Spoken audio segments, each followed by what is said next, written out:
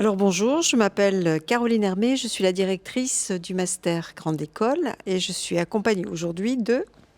Lévi Mathis, un élève du programme Grande École, du coup. Très bien. Caroline, est-ce que vous pouvez vous présenter en quelques mots et surtout revenir un peu sur votre parcours, voilà, de la classe prépa peut-être à Oui, aujourd'hui? donc j'ai un parcours qui est mixte, c'est-à-dire que j'ai fait un bac scientifique, une classe prépa, lycée Pierre de Fermat à Toulouse, une grande école et quelques années après ma sortie de l'école, j'ai fait un parcours à l'EHESS en anthropologie. Ok, anthropologie. Si on peut décrire en quelques mots l'anthropologie. Pour le rappel. L'anthropologie, c'est ce qui permet d'étudier l'homme, ses interactions, son mode de fonctionnement, alors aussi dans les groupes, même si on n'est pas sur de la sociologie, mais en tout cas, c'est l'étude vraiment de ces pratiques-là. Et je me suis plutôt orientée sur l'histoire des jeunes filles au 19e siècle. Voilà. Donc c'est un parcours qui est tout à fait particulier. Et c'était comment la jeune fille au 19e siècle? Jeune fille au 19e siècle, c'était une vie qui n'était pas forcément toujours facile, y compris dans les couches aisées de la population, avec, j'allais dire, un enfermement qui était quand même parfois assez dramatique. Hyper intéressant comme sujet. On pourrait développer, hein, mais bon, c'est pas le but de cet enregistrement. Mathis, toi un petit peu pareil, est-ce que tu peux parler du bac jusqu'à aujourd'hui, les grandes étapes clés? Bah, moi, j'ai fait un bac STMG, du coup. Principalement STMG, option gestion finance. Du coup, je me suis plutôt opté vers les finances. Ensuite, j'ai mon bac avec mention bien. Et sur Parcoursup, j'ai voulu aller en prépa. J'ai pas voulu aller en prépa tout de suite, je vais pas mentir. J'ai voulu aller en DUT avant. Mais on m'a refusé ce Parcoursup, comparé à la prépa qui m'a accepté direct. Donc, j'ai choisi le choix de l'excellence. Ça va, quand ça va dans ce sens-là, Ouais, c'est tant c'est mieux. bon ça.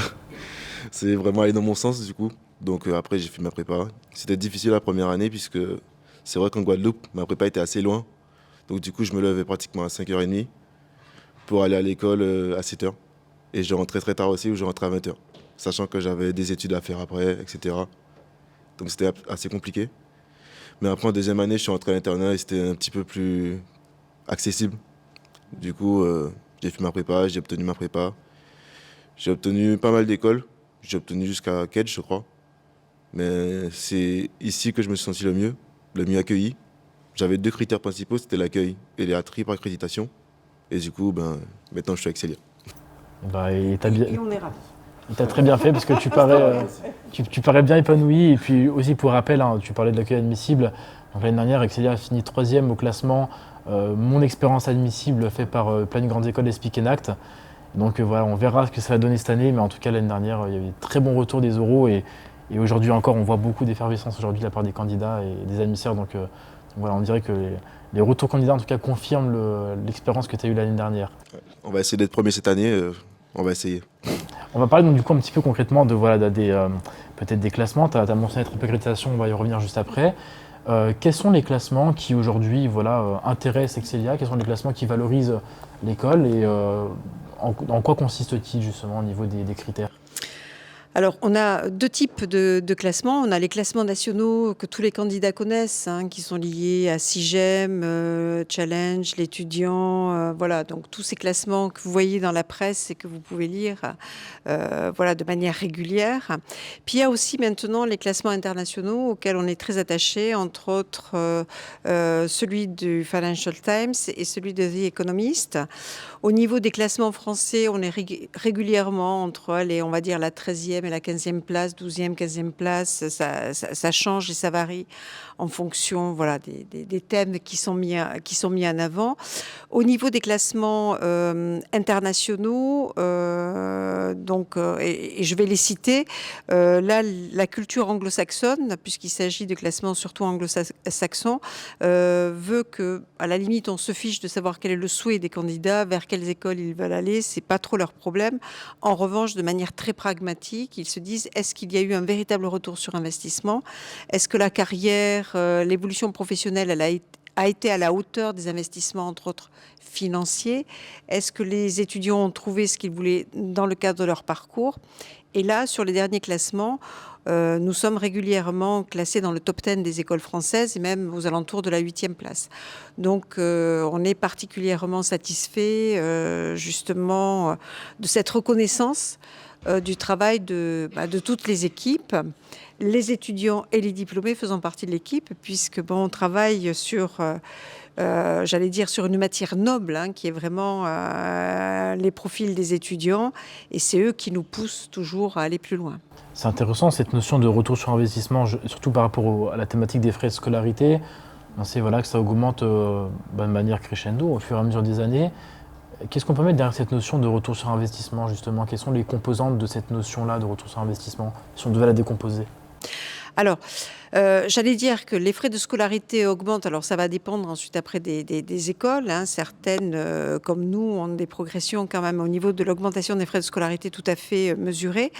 Il faut savoir que ce type de formation demande des investissements très lourds, j'allais dire en termes de numérique, de nouvelles technologies, en termes aussi j'allais dire de cerveau, puisque un des éléments, un des critères de qualification des écoles, c'est la qualité des enseignants-chercheurs, la qualité des publications. Donc ce sont des personnes qui ont une dimension internationale. Voilà, ce sont des ressources rares au niveau, j'allais dire, même au niveau mondial. On a une pénurie d'enseignants-chercheurs parce que les enseignants qui font de très bonnes publications, voilà. Donc on est heureux, nous à La Rochelle aussi, de pouvoir les capter. Il faut aussi que les candidats sachent que beaucoup d'écoles ont mis en place des systèmes pour les aider à financer la scolarité. Donc, moi, je vais parler d'Excelia que je connais le mieux. Donc, il y a bien évidemment des bourses d'excellence, mais il y a aussi une fondation, la fondation Excelia, qui est là pour aider vraiment les étudiants qui ont des accidents de vie, puisque il y a les bourses de l'État, mais les bourses de l'État qui partent sur une antériorité, que s'est-il passé l'année précédente, etc., pour savoir si vous avez droit aux bourses. Et puis parfois, il y a des accidents de vie, un des parents qui est au chômage, qui perd son activité parce qu'il était artisan, il était à son compte, etc. Pour le Covid, il y a eu beaucoup voilà. de choses comme ça. Et donc, il faut bien évidemment être là pour soutenir les familles. Autre élément qui est important aussi, autre aide très importante, c'est l'alternance. Voilà, puisque nous avons la possibilité d'avoir les 2 dernières années, donc le niveau master, complètement en alternance, ou bien la dernière année en alternance aussi. Autre élément qui est important pour nous, c'est qu'il y a une variété de parcours qui existe au sein du master grande école et que quel que soit le choix de l'étudiant, il n'y a pas de frais de scolarité supplémentaires. C'est-à-dire, s'il part en expatriation aux États-Unis, il n'aura pas à payer des frais supplémentaires. S'il choisit un parcours supplémentaire type DSCG, qui prépare à l'expertise comptable, bien, il a ses cours en plus, mais il ne paie pas des frais de scolarité en plus. Voilà. Donc, il y a toute cette approche-là, cette philosophie-là qui est là pour aider. Ok, c'est très clair. Mais c'est vrai que c'est une notion qui est vraiment intéressante. Demandez-vous toujours, là, concrètement, combien je vais payer mon école et aussi à la sortie, combien est-ce qu'en fait elle va me rapporter. C'est ça le rapport coût-avantage. Et c'est aussi intéressant d'aller scruter les salaires moyens. Tout à l'heure en amphithéâtre, vous mentionnez 40K euros annuels de salaire à la sortie. Tout à fait, à la sortie en débutant, hors prime. Une fois de plus, c'est difficile de comparer ensuite après les objectifs, les primes d'expatriation, etc. Donc, hors prime, les diplômés, puisque là, ils seront diplômés, peuvent compter sur une moyenne à peu près de 40 000 euros, salaire brut, avec une assez bonne progression du salaire au bout de 3 ans, puisqu'on a une progression de 21-22%, et ça amène à 48 000, globalement 48 000 euros après 3 ans. Ok, donc, et 99, on a aussi ce chiffre-là, 99% des diplômés du coup Excelia trouvent un emploi directement après diplomation. Voilà, donc à 6 mois, alors chaque fois on me pose la question, mais madame, pourquoi pas 100 Pourquoi pas 100 Que faites-vous? Pourquoi êtes-vous si mauvais? Donc 99%, parce que c'est la réalité, parce que tout simplement on a d'abord, par exemple ici à La Rochelle, on a des diplômés qui sont très proches du milieu, par exemple de la navigation, et qui profitent d'avoir fini leurs études pour soit participer à une course nautique, dans le cadre de la gestion de cette course-là, donc en off, soit remontent un bateau qu'ils vont chercher en hémisphère sud et ils remontent dans l'hémisphère nord. Il y a des étudiants qui en profitent pour faire le tour du monde en se disant c'est la dernière fois où je vais, avant de rentrer dans le dur de la vie active, où je vais pouvoir faire ce que je veux. Puis on a des diplômés qui deviennent parents. On a l'année dernière eu le plaisir d'accueillir 2 bébés chez nos diplômés.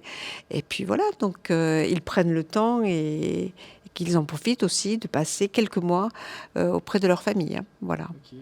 Voilà, grosso modo, le retour sur investissement est là et c'est vraiment 2 notions à prendre en compte. Du coup, les frais de scolarité, toutes les aides que vous pourrez trouver et également aussi, à la sortie, comment est-ce que je m'en sors professionnellement. Donc, à vous de comparer tout ça et d'aller voir. Mathis, comment se passent les entretiens avec Célia? Voilà, concrètement, je suis admissible, j'arrive sur le campus, j'ai mon oral qui arrive à grands pas. Qu'est-ce qui m'attend concrètement? Alors, comme je dis à tous les admissibles qui viennent ici depuis le début du mois, l'entretien c'est simple, c'est pas un entretien en soi, c'est plutôt une discussion avec entre le candidat et la personne qui le reçoit. Et en fait, on parle tout d'abord du CV, qu'est-ce qu'il y a sur le CV, les expériences, etc. Et ensuite, ils mettent le point sur le projet professionnel. Est-ce que le projet professionnel correspond aux valeurs d'Excelia? Est-ce que Excelia peut aider à propulser le projet professionnel, etc. Est-ce que c'est obligatoire d'avoir un projet pro? Une question que je vous pose à vous deux aussi. Quand tu fais un entretien, est-ce que c'est grave si j'ai pas forcément d'idée? Alors, non, parce que très souvent, en sortant d'une classe prépa, on ne connaît pas parfaitement le milieu de l'entreprise, on ne sait pas toutes les possibilités qui existent. Voilà. En fonction de la classe prépa, on ne connaît pas forcément non plus le management en tant que tel. Donc l'école va être là aussi pour révéler ce projet professionnel. Donc s'il n'y a pas de projet professionnel défini, il faut en tout cas avoir une certaine appétence sur la partie économique. Sur les affaires et connaître un peu cet environnement-là. Voilà.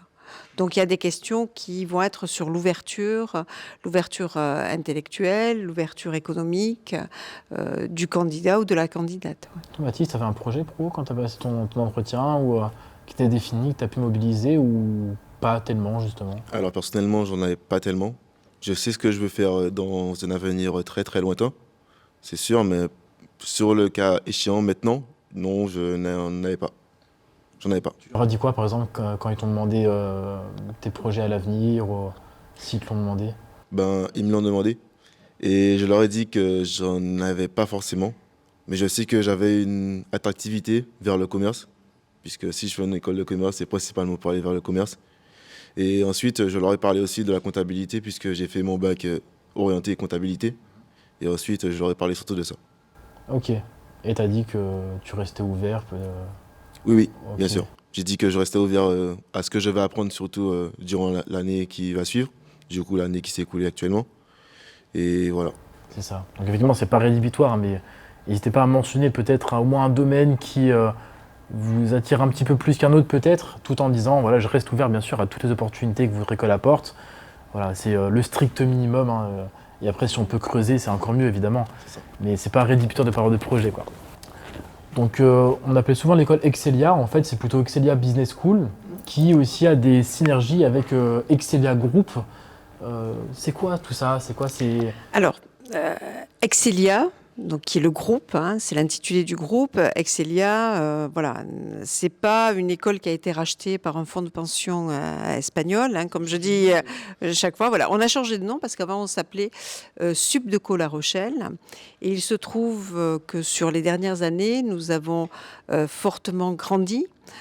Autour des formations au management, on a eu d'autres écoles qui se sont ouvertes sur le digital, le tourisme, des écoles spécialisées.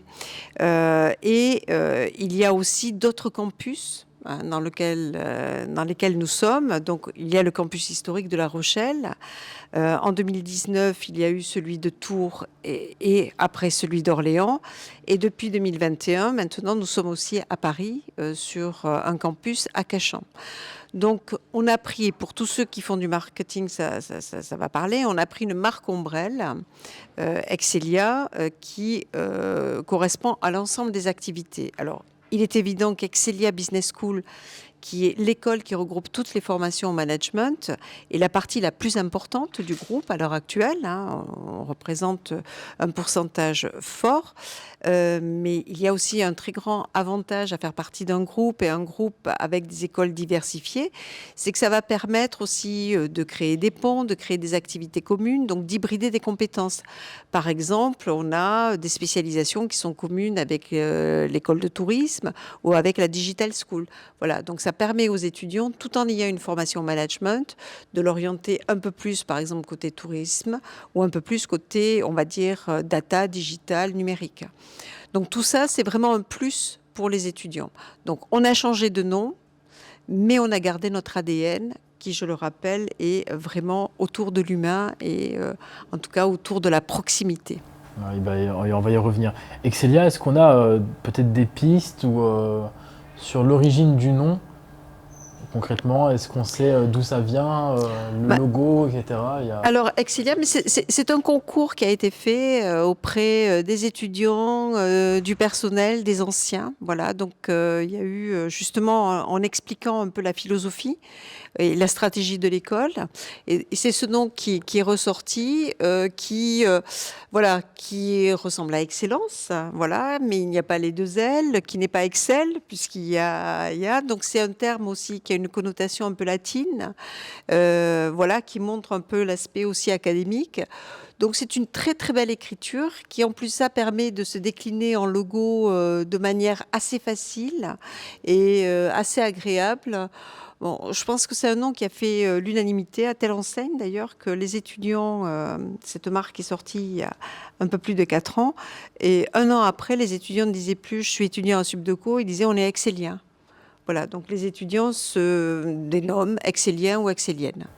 Ok, et c'est tout du coup tout un enjeu pour vous de faire intégrer ça à vos étudiants. Toi, t'as pas hésité, Mathis, une fois, tu t'es toujours dit que c'est Excelia depuis le début, tu avais directement compris la marque. Oui, toujours. Et un autre critère pour toi qui était important, et on peut aussi revenir à deux, c'est la triple accréditation. Donc là, on voit effectivement 3 accréditations, les 3 principales, EQUIS, ICSB et puis en bas, qui viennent former ce qu'on appelle la triple couronne. On a l'habitude de dire et d'entendre que seul 1% des business schools mondiales détiennent la triple accréditation. C'est un gage d'excellence pour les écoles françaises, mais concrètement, pour un candidat de prépa, est-ce que c'est vraiment important ça? Toi, tu as dit que tu regardais ça.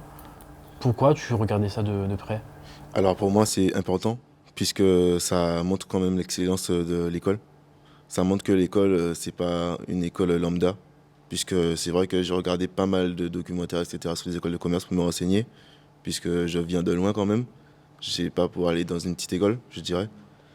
Et c'était pour moi vraiment un critère d'excellence, et c'est vraiment mon critère phare qui est venu renforcer mon idée de venir Excelia. Si je puis compléter, oui, parce que c'est vraiment un parcours d'excellence pour les écoles. Il faut savoir que c'est extrêmement exigeant sur les modalités de sélection, la sélectivité des étudiants, sur la qualité des enseignants, la qualité des publications, des enseignants-chercheurs, des publications, la qualité aussi des professionnels qui viennent enseigner. La diversité, la qualité du parcours, la qualité des partenaires internationaux. Donc tout est regardé, y compris le fameux placement des diplômés et l'évolution professionnelle. Tous les services supports, de quelle manière on aide les étudiants au niveau de leur réussite, au niveau financier, voilà. Et tout ceci est vraiment passé au crible, et ce sont des équipes internationales qui viennent sur site et qui viennent auditer le personnel administratif, les étudiants, donc des étudiants, chaque fois il y a un panel d'étudiants qui est audité, les enseignants, qu'ils soient professeurs permanents, occasionnels, les professionnels d'entreprise, les anciens, la gouvernance. Donc c'est vraiment un audit qui est très très lourd, qui est précédé d'un énorme rapport. Donc oui, c'est sérieux. Ok, c'est balèze. Et ça aide aussi, ce qu'on entend beaucoup, c'est que la triple accréditation aide aussi à rassurer des partenaires internationaux.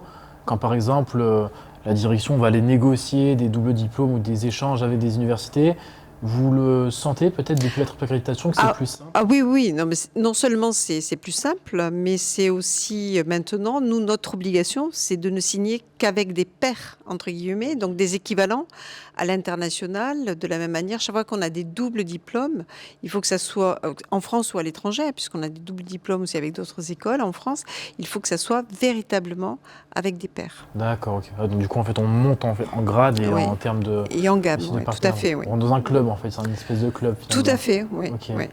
Bah, félicitations pour cette bonne C'est nouvelle. gentil. Une question aussi plus axée sur une thématique de la RSE. Donc Mathis, je ne sais pas si toi aussi ça te parle ou non. Caroline, en tout cas, oui, on en a discuté. La RSE est une thématique de plus en plus demandée par les étudiants et donc également proposée dans les écoles. Il y a quand même des écoles qui ont été précurseurs, qui ont commencé un peu avant tout le monde à faire ceci, par une démarche qui était complètement volontaire. Vraiment, c'est dans l'ADN de 2 ou 3 écoles. Et Excelia en fait partie d'ailleurs depuis au moins 99. Pourquoi? Ouais. Comment? Alors, Excelia a été la première école à créer un Master of Science dédié à la RSE et au développement durable. Alors, j'allais dire de manière historique, c'est vraiment dans l'ADN même de la ville, puisque toute la réflexion autour des centres-villes piétonniers, autour de vraiment de la gestion des ressources est partie de La Rochelle et on a de grands symposiums internationaux qui sont à La Rochelle vraiment sur cette thématique-là. Donc on a été précurseur au niveau de cette formation. On est ravis parce qu'on est copié, ce qui est très bon signe dans ce domaine-là. Ça veut dire qu'on avait raison déjà, mais ça nous oblige. Ça nous oblige aussi à développer en permanence, j'allais dire, de nouvelles pratiques pédagogiques autour de cette RSE. Qu'est-ce que l'on veut faire? Pourquoi on l'enseigne? Tout simplement parce qu'on est dans une période vraiment de transition à la fois environnementale et sociale, que nous voulons former des managers responsables et qu'à ce titre-là, il faut qu'ils soient conscients de tous ces enjeux. Et qu'est-ce qu'un manager responsable? C'est un manager qui va être capable de concilier exigences économiques, parce qu'une entreprise doit vivre, avec justement la réalité de ses ressources finies, de cette gestion-là des ressources et de la modification aussi de la société et des modes de management. Donc c'est votre définition de la RSE en fait, pour schématiser, c'est ça? La RSE, c'est ça, c'est-à-dire de réussir à combiner vraiment ces enjeux économiques, environnementaux et sociaux. Voilà, de ne pas dire il y en a un qui prédomine par rapport aux autres, il faut que les trois marchent de pair. Il y a de vraies thématiques qui sont autour de ça, notamment est-ce qu'on peut toujours continuer à faire de la croissance d'une manière soutenable? Donc il y a un peu tous les avis dessus et c'est vrai que vous prenez vraiment ça à cœur en l'intégrant dans votre parcours. Notamment il y a Climacité qu'on peut citer sans faire de mauvais jeu de mots. Oui. Mais voilà, concrètement, dès la première année. Alors dès la première année, oui, nos chers candidats, si le mariage se fait, auront le plaisir en L3 de faire nos 2 missions d'engagement. Une mission d'engagement auprès de publics défavorisés, c'est la mission Humacité, et la mission Climacité qui, elle, est une mission liée à la transition environnementale. Chacune de ces missions pouvant se faire en France ou à l'étranger. Et je rassure tout le monde, on a un carnet d'adresses fabuleux, vraiment pour soutenir le choix des étudiants. Effectivement, et tout à l'heure on discutait avec Emma, que vous pouvez retrouver sur le vlog spécial Euro avec Excelia qu'on a réalisé, qui nous disait être partie 3 mois dans des petites campagnes au Maroc, dans un orphelinat, pour aller concrètement aider la population sur place. Elle a dit qu'elle dormait pendant environ 3 mois à la Belle Étoile, et vraiment c'était de sa propre volonté. Enfin, elle a vraiment voulu se mettre dans des conditions aussi, de ce qu'il y avait en fait sur place. Et ouais, on sentait que ça lui tenait à cœur, on sentait que vraiment c'était quelque chose qui l'avait marqué, quoi. Donc, on a senti ça aussi à travers les témoignages. Ça marque les étudiants de manière très forte, et puis surtout ça marque les recruteurs, parce que très souvent, les diplômés nous disent j'ai eu ce poste parce que je suis partie là, parce que j'ai fait ça. Voilà. C'est-à-dire que les recruteurs sont extrêmement sensibles à tout ce que l'on appelle, nous, l'expérientiel. Et il se trouve que Excelia, vraiment, et le programme Master Grande École est vraiment très très fort au niveau de l'expérientiel. Les étudiants vont avoir une alternance d'environnement d'apprentissage complètement différent qui va les faire grandir. Vraiment. C'est hyper intéressant justement de trouver cet équilibre en grande école entre la connaissance et ce qu'on appelle aussi la conscience.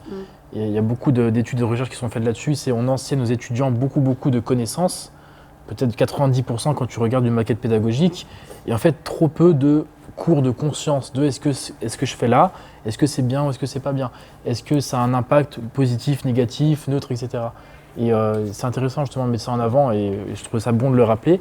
Mathis, toi, est-ce que tu as eu une expérience cette année, justement, Humacité, Clémacité, que tu pourrais mentionner cette année de ta première année là, à Oui, bien Excelia? Alors moi, personnellement, je suis allé à Emmaüs, à Rochefort, plus précisément à Saint-Agnan, où je suis resté durant toute la mission, c'est-à-dire un mois, je crois, précisément. Et je sais que ce que je faisais, c'était important puisque ça reste Emmaüs, une des plus grandes associations et une des plus vieilles associations de France. Et je sais que je vendais tout ce qui était meubles qui étaient déjà utilisés, vêtements déjà utilisés, à des personnes qui étaient très souvent démunies. J'ai vu passer des personnes qui étaient très souvent démunies. Et je sais que ce que je faisais aidait. Exactement. Emmaüs, justement, qui était une association qui a été fondée après la Seconde Guerre mondiale, dans une période de reconstruction, où justement il y a le niveau de vie qui a augmenté progressivement, où beaucoup de personnes étaient encore laissées sur le carreau. Et je me rappelle, encore hier, je regardais un reportage qui disait que dans ces périodes-là, il y avait 9 familles sur 10 encore qui vivaient sans toilette et sans douche en 1954. Et c'est aussi dans ce contexte-là qu'Emmaüs est venu. Voilà, c'était juste un petit point voilà, que j'avais. Nous avons vu le même reportage. Ah, hier, voilà, donc ça m'a marqué hier, donc c'est marrant que tu me parles d'Emmaüs juste le lendemain, effectivement. Donc, qu'est-ce que tu faisais concrètement, justement, là-bas, chez Emmaüs, Alors tes missions au quotidien? alors je faisais tout ce qu'un bénévole peut faire. C'est-à-dire que je triais les vêtements, je triais aussi les meubles, puisque c'est vrai que Emmaüs fonctionne à base de dons. Donc tous les dons que les gens peuvent faire, on doit les trier précisément, puisqu'il y a des dons qui peuvent être pourris ou qui peuvent ne pas être exploités. Donc du coup, je triais et je mettais en salle, et ensuite je vendais également. Et j'aidais aussi les personnes, on appelle les compagnons, puisque c'est des personnes qui viennent à Emmaüs pour travailler. Mais beaucoup plus terre à terre. On parlait du métavers. Sans transition. Voilà, donc, Alors, on est en 2023. Il y a l'IA et aussi tout ce qui touche à la blockchain, au métavers qui commence vraiment à faire parler. Et donc forcément, les grandes écoles commencent à s'intéresser au sujet. On a vu récemment que Kixia n'était pas en reste par rapport à tout ça. Bah, oui, alors on travaille, il y a un laboratoire que vous avez pu voir au niveau de l'entrée, hein, donc, qui a été ouvert il y a un an, pratiquement un an. Donc on commence vraiment à initier cette démarche-là. Quel est l'objectif? L'objectif, c'est chaque fois, c'est d'essayer de coller au plus près des modalités d'apprentissage des étudiants, mais aussi des personnes de formation continue, puisqu'on a différents publics. Et aussi de trouver la meilleure manière de faire un ancrage peut-être mémoriel, sensoriel, au niveau de certaines expériences.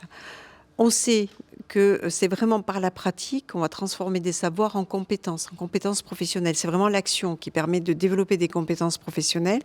Voilà, il y a des choses que l'on voit dans des salles de cours, mais qu'on a énormément de mal à appliquer. Par exemple, on va apprendre l'approche globale des risques. Comment on gère une crise, comment ça se passe. On ne va pas mettre les étudiants en pleine forêt amazonienne autour d'un feu pour dire quels sont ceux qui vont survivre. Bon, pourtant, ça peut, éventuellement, ce sont des choses qui peuvent se passer. Donc, par l'immersive learning, qui est un des exemples développés, on peut créer des mondes virtuels où les étudiants vont être plongés dans une situation et vont devoir réagir à cette situation. Donc voilà, on crée des environnements qui vont permettre à des étudiants, ceux qui le souhaitent, de vivre de manière différente certaines situations. De la même manière, donc Mathis parlait de la prise de parole en public. Donc on a créé aussi un module pour que les étudiants puissent s'entraîner face à un public virtuel, immersive learning. Là aussi, alors on a des étudiants qui adorent ça parce qu'ils disent c'est super, parce qu'ils sont un peu timides, je suis pas devant des vrais gens, mais je vois leur interaction parce que il y a quand même tout un système qui permet de voir la réaction des gens. Puis il y en a d'autres qui disent moi je préfère être dans la vraie vie.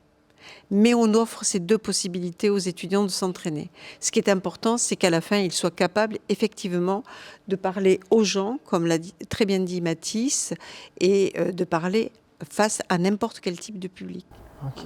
Toi, Mathis, tu avais fait ça. Tu avais fait du coup l'immersion par la parole, c'est ça? Non, moi je l'ai pas faite. Encore. Non. Pas encore. Non. Pas Ah, encore. c'est en train d'être travaillé justement. Oui, c'est ça. Mais c'est sur les Master 1 et donc voilà, il va faire et voilà. Donc c'est des modules comme ça qui sont créés au fur et à mesure et qui sont proposés aux étudiants dans le fameux labo que vous voyez. Dans le labo. Du coup, donc, l'idée, c'est de se mettre dans des situations un peu déconcertantes, peut-être un peu trop risquées pour être dans la vraie vie, et de tester ses émotions et surtout sa manière de réagir. Voilà, de s'entraîner, de vivre, voilà, d'évoluer dans d'autres environnements et d'avoir un retour, puisque l'intelligence artificielle permet ça, d'avoir un retour, de voir où étaient les yeux, etc. Voilà. Sachant que on adore le présentiel aussi. Hein. Voilà, je rassure. Ouais, c'est distanciel, on a assez mangé pendant le Covid, hein, je pense. Et très bien, surtout quand on est une école qui a... Surtout quand on est une école qui a justement une si bonne ambiance au sein de la promotion et également des admissibles. Voilà, donc on rappelle la 3e place au classement Mon expérience admissible de 2022. Donc toi, Mathis, l'année dernière, tu avais été conquis par les oraux, c'est ce que tu nous as dit. Qu'est-ce qui t'a plu quand tu es arrivé ici? On rappelle que tu es venu passer un oral qui s'inscrivait dans un Tour de France de plusieurs écoles. C'est ça. Donc forcément, tu as vu d'autres écoles aussi, on a tenté de te charmer ailleurs également. Donc comment l'histoire d'amour a commencé à se créer, sur quel motif? Alors, il faut savoir que moi, j'ai fait pratiquement tout le Tour de France. Et c'est Combien d'écoles tu as passé? 7. Ouais, c'est pas mal déjà, c'est Sept. beaucoup, c'est plus que la moyenne. Et il faut savoir que moi, personnellement, quand je suis venu à Excelia, ils m'ont tout de suite mis dans le bain, puisque c'est vrai que Excelia, Excelia a mis en place des logements, etc. Mais comme j'étais avec des gens de ma classe, on n'est pas forcément allé dans les logements. Et c'est vrai qu'on était très très loin de l'école. Et c'est vrai que c'était un petit problème pour eux par rapport à venir nous chercher, etc. Puisqu'on était pas mal loin. Mais c'est vrai qu'ils se sont démenés déjà pour venir nous chercher, même si on était à l'autre bout de la ville. Ça, c'est pas toutes les écoles qui l'ont fait, puisque c'est vrai que j'ai passé mes euros avec la plupart de mes amis et puis ils l'ont pas toutes faites. Et après, quand je suis arrivé ici, c'était déjà vraiment l'ambiance. C'est comme si je faisais partie d'Excelia déjà. Directement, tu t'es Ouais. senti intégré quoi. Tout de suite. Ouais. Tout de suite, on m'a intégré. Même le restaurant le soir, puisque généralement il y a des restaurants le soir. On m'a tout de suite intégré. Tout de suite, bon délire, etc. J'ai kiffé tout de suite. Ce qui est marrant, c'est que c'est vraiment une pratique qui se fait dans l'intégralité des écoles, mais on remarque que c'est pas tout le temps réussi, hein. Parce que quand c'est pas forcément naturel, quand c'est pas quelque chose qui est fait de manière fluide, en fait on le ressent en tant que candidat. Oui, bien Donc sûr. toi, tu as senti que, toutes les écoles en tout cas disent à leurs admisseurs de le faire, effectivement, et toi tu as vraiment senti que c'était spontané quoi. Oui, vraiment. Puisque c'est vrai que comparé aux autres écoles, quand je suis venu, on était pas mal. Je pense que c'était une journée bien à 100 personnes. Et malgré ça, ils ont réussi à gérer pour faire tout le monde s'intégrer à fond. Et donc cette année, vous êtes une équipe de 40 admisseurs C'est ça. pour gérer tout ce flux de candidats. Ouais, c'est ça. Et ça va, ça se passe bien au niveau de l'organisation aussi cette année. Pour le moment, oui, ça se passe très bien. Ouais. Quel est ton rôle en tant qu'admisseur toi? Alors moi, je suis animateur. Du coup. Animateur, ok. Oui. Je suis dans la team animation. Donc du coup, je fais tout ce qui est toutes les animations, que ce soit le catamaran. Je fais aussi la visite du musée maritime et de l'aquarium. Je viens passer mes euros à Excelia. Qu'est-ce qui m'attend comme moment fort de la journée? Alors tout d'abord, il y a l'amphi, puisqu'il y a la présentation du programme avec Madame Hermé, la directrice. Qui ne peut être que bien, évidemment. Oui, bien sûr. Oui. Ensuite, je ne vais pas gâcher la surprise, mais il y a une petite surprise après l'amphi. Et ensuite, les activités commencent. Après les activités, ça dépend surtout de l'horaire de passage de chaque candidat. Mais généralement, toutes les activités, les grosses activités, comme là, on a la visite en catamaran, ou on a la visite de l'aquarium, c'est des activités qu'on fait en fin de semaine, enfin en fin de journée, pardon, pour que tout le monde puisse le faire. Ok, très bien. Donc, du coup, c'est quelque chose d'assez marin finalement entre l'aquarium catamaran. C'est aussi inscrit dans la ville de La Rochelle peut-être. Cet attachement au littoral. C'est quelque chose que tu as retrouvé ici cette année? Oui, bien sûr, puisque c'est vrai que moi, comme je suis originaire de Guadeloupe, donc c'est vrai que la mer, la plage, c'était quelque chose que je voulais retrouver absolument.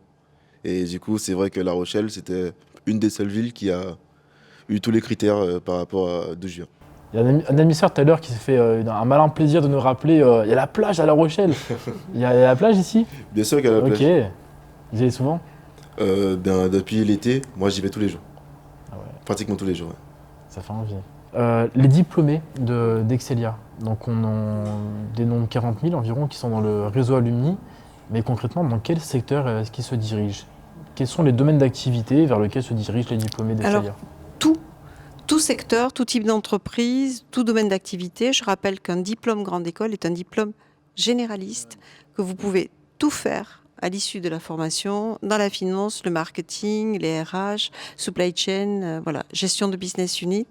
Vous êtes là parce que vous êtes, et c'est pour ça que la formation est très exigeante, vous êtes le mouton à 5 pattes qui peut tout faire. On ne vous demande pas d'être expert, on vous demande d'être généraliste pour pouvoir encadrer après des experts. Voilà. Donc tout, partout, en France, à l'international.